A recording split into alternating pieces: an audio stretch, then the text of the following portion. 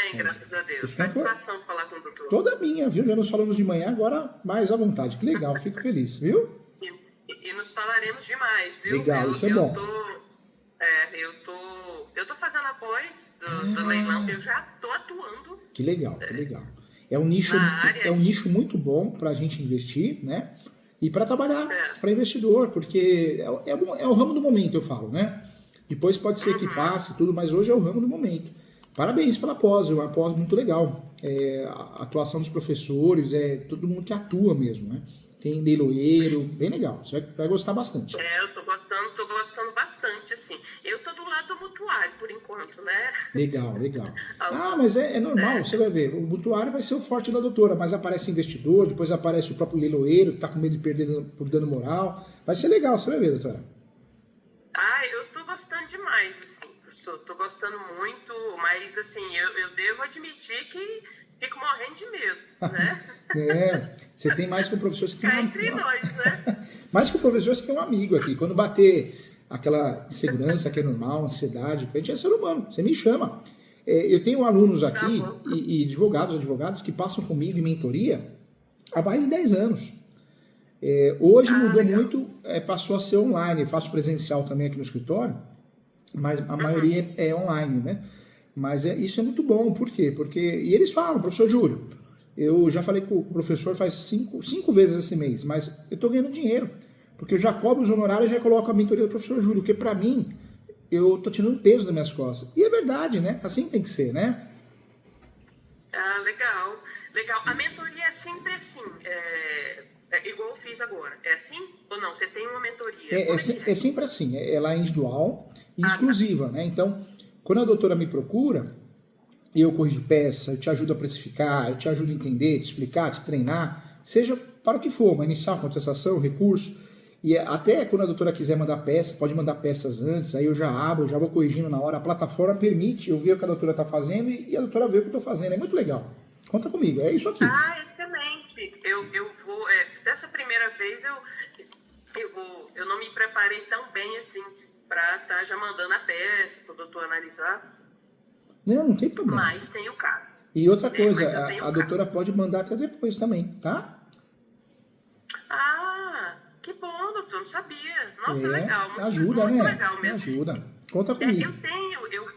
Eu tenho umas mentorias que exatamente que me mostraram esse nicho, por exemplo. Eu achei interessante porque eu fui corretora de imóveis. Ainda sou corretora de imóveis, tem mais de 13 anos. Que legal, que bacana. Então eu gosto mais do ramo. E outra, combina muito, né? Mistura o útil ao agradável, eu falo, não é? Exato.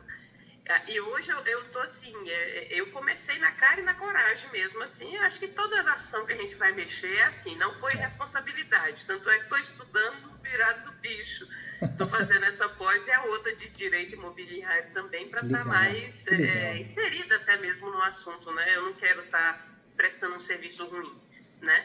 Então, assim, eu já estou com vários clientes, vários. E doutora, então, assim, parabéns, viu? Né? Porque a doutora já é corretora. O direito imobiliário e leilões combina muito, unir o útil ao agradável. A pior coisa que tem é a gente atuar em ramos totalmente diferentes, né? Então, advogado trabalhista, CLT, uma outra lei, um outro código, outra justiça. Agora, quando a gente consegue fazer essa unificação, é perfeita. Parabéns, viu? Vai colher muitos frutos bons. Obrigada. E aí, o que acontece? Eu estou com uns casos, quando os casos são mais simples, uma coisa que eu tenho visto, uma barbaridade, os bancos, eles não cumprem a lei, né? Não cumprem. Eles não cumprem. Os juízes também não cumprem, né? Os bancos menos ainda, né? Nem os juízes. As liminares é quase um milagre quando saem algumas. Eu já tive a satisfação de ter aqui, não é nem liminar, né? Hoje em dia, estudando, as tutelas. Eu já consegui algumas aqui. Isso, eu ainda não tenho um escritório físico, eu estou bem incipiente ainda, tem 1 ano que eu estou, de fato, advogando.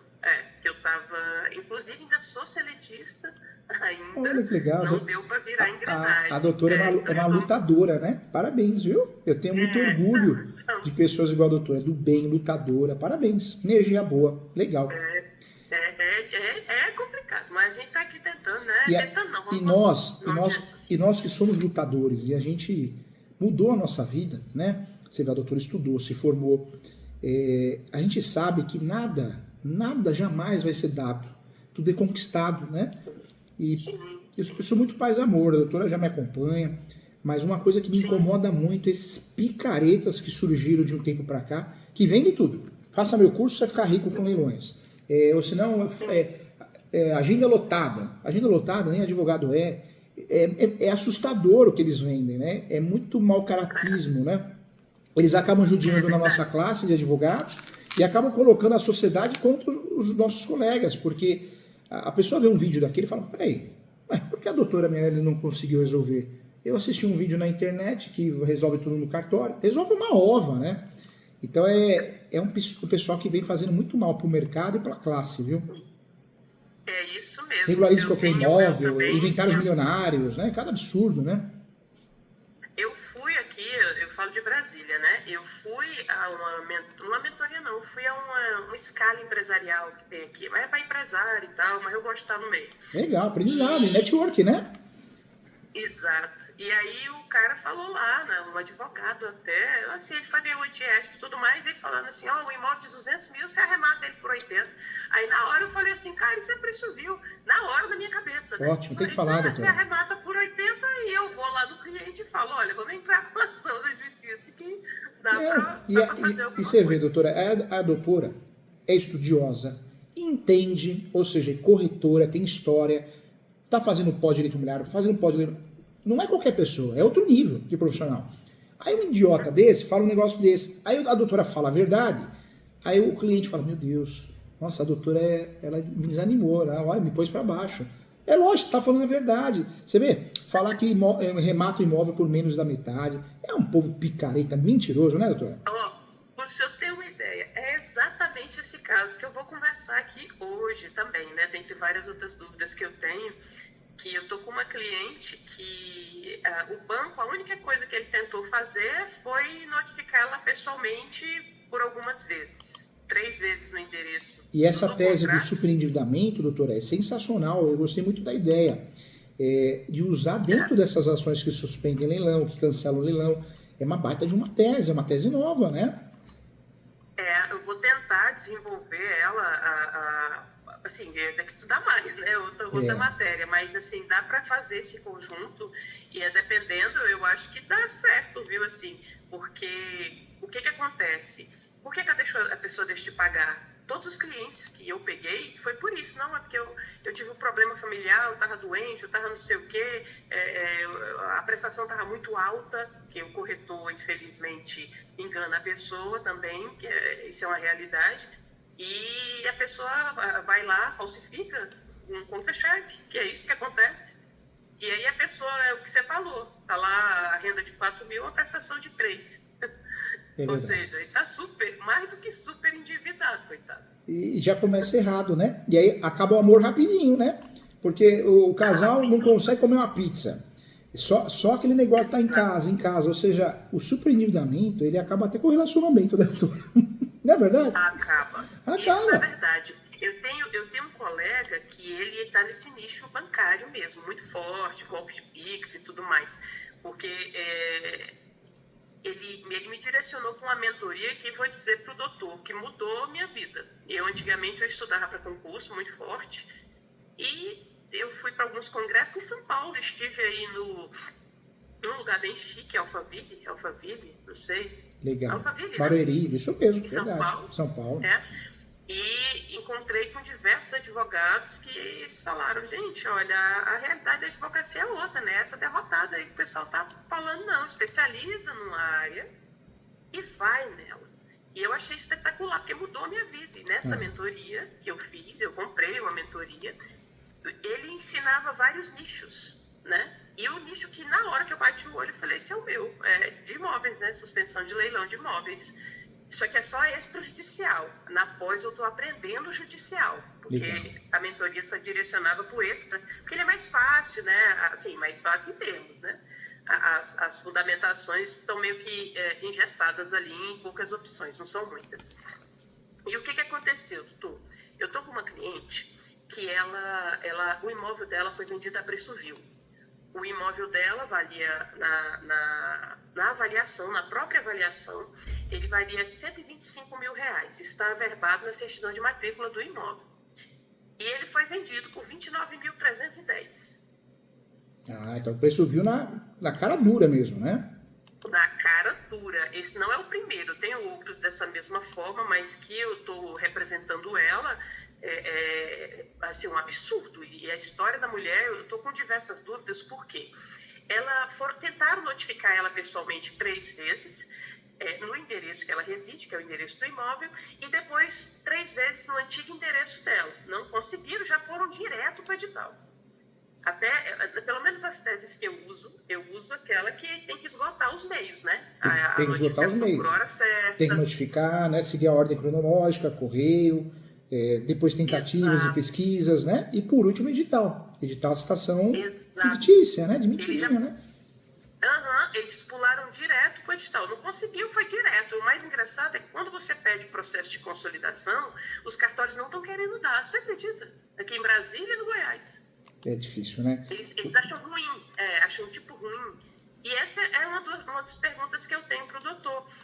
Só a parte que pode pegar, né? Esse procedimento de execução extrajudicial? Só, né? Por causa da lei de proteção de dados. Nós tivemos grandes mudanças, né? De uns 5 anos para cá, mas nesse ponto foi mantido. Na verdade, a citação tem que ser pessoal. Ok, ótimo. Aí, a exceção seria o uso capião, né? Que caberia uma citação por edital para cumprir o ciclo citatório, mas nesse caso da doutora, tem que ser citação pessoal sim, viu? Ótimo. E a outra coisa, ela não foi notificada pelos leilões, a respeito dos leilões em nada. Nada, nem por e-mail, nem nada. Até os que são por e-mail, doutor, eu tento lá ser pessoal. E acredite, eu já consegui, claro que recorrendo por meio de agravo no tribunal, a suspensão pela falta de notificação pessoal acerca dos leilões. Você acredita? Eu fiquei tão satisfeito com essa decisão.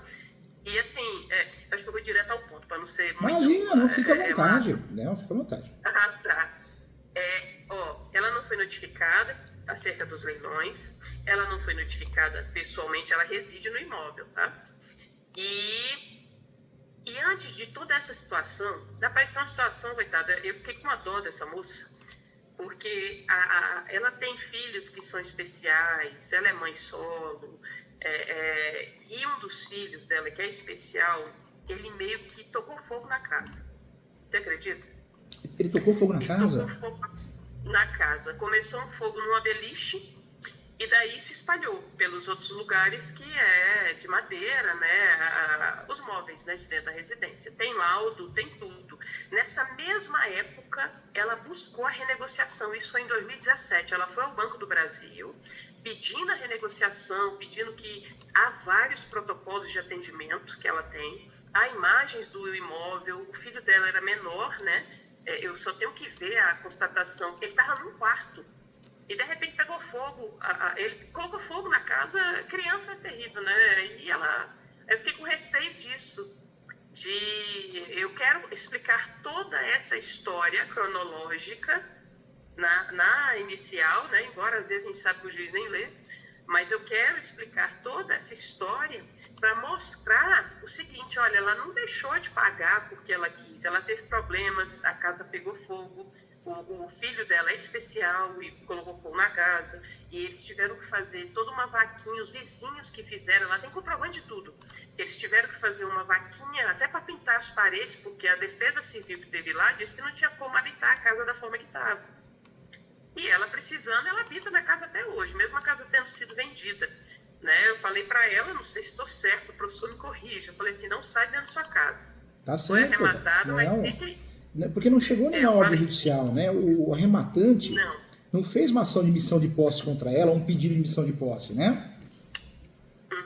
Quando faz a emissão de posse, professor, o processo vai correndo pela carta de arrematação, que com certeza já foi registrada, 60 dias, né? O juiz é obrigado a aceitar, acho que é o artigo 27, né, que fala a respeito disso. Então, na verdade, é aquele negócio, né? Ele é obrigado a aceitar, mas tem muitos que não aceitam. Por isso eu falo, o direito não é a ciência exata, né? Você vai e peticiona, fala, juiz, requer a emissão da posse, espécie o mandado, e recolhe a guia. O certo, normal, é o juiz falar assim, vou fazer, espécie o mandato. Mas tem muito juiz que fala, não, não vou fazer porque tem que ser respeitado o contraditório, faça numa ação própria. E isso é difícil às vezes explicar para o cliente, porque o cliente vê um vídeo no Instagram de alguém falando, olha, agora é mais rápido a desocupação. Ele já acha que quem está errado é a doutora, sabe, doutora? Sim, É entendo. difícil. Então, assim, eu falei para ela, fique no imóvel. Porque foi tão arbitrário. Foi um advogado na casa dela, como se fosse oficial de justiça. Você acredita? Um show, assim, um absurdo. Ou seja, não foi uma ordem judicial, foi por pressão psicológica, né? Não é? Exato. Aí ele levou um contrato lá, como se para que ela tivesse de acordo com ela vai sair do imóvel, ele ia dar R$1.000 e ele ia sair. Aí ela entrou em contato comigo nesse e ela assinou esse contrato e tudo mais. Eu falei para ela, ó, fique no seu imóvel, esse contrato não vai, para mim não tem validade alguma, até mesmo pelas circunstâncias que a senhora assinou. E se esse pessoal foi querendo lhe tirar de dentro da sua casa, alguma coisa assim, a senhora grave o áudio se puder e registre um boletim de ocorrência, porque não é esse o meio que ele tem que usar para que a senhora saia do imóvel. E daí, ótimo, ela está lá no imóvel ainda e eu tô querendo, assim, esse é o primeiro que eu pego de preço vil mesmo.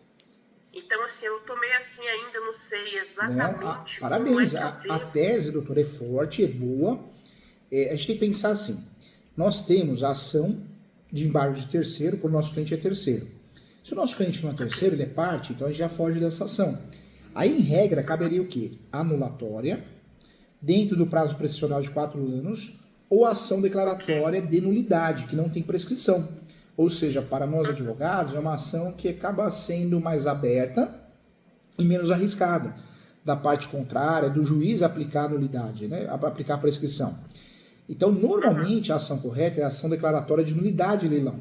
Se o leilão não ocorreu, a gente pede a suspensão dentro dessa ação através de tutela antecipada.